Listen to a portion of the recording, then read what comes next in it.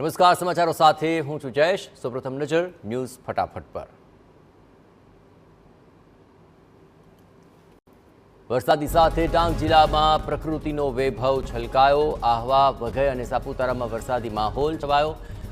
વાદળો જાણે ધરતી સાથે વાતો કરતા હોય તેવો માહોલ ડાંગમાં જોવા મળી રહ્યો છે। સાપુતારા ખાતે સર્પગંગા તળાવ અને ટેબલ પોઈન્ટ પર આહલાદક વાતાવરણથી પ્રવાસીઓમાં છવાયો આનંદ।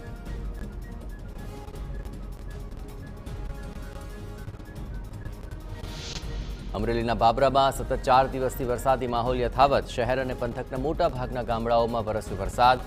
ખેડૂતોએ સારા વરસાદને કારણે વાવણીના શ્રી ગણેશ પણ કર્યા।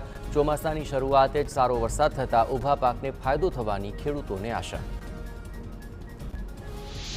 નવસારીમાં સતત બીજા દિવસે વરસાદી માહોલ છવાયો। ખેરગામ, ચીખલી, વાંસદા, જલાલપુર સહિતના ગ્રામ્ય વિસ્તારોમાં વરસ્યો વરસાદ। મેઘરાજા મન મૂકીને વરસતા ખેડૂતોમાં છવાયો આનંદ। જોકે ખેડૂતોને હજુ પણ વાવણી લાયક વરસાદ થાય તેવી આશા।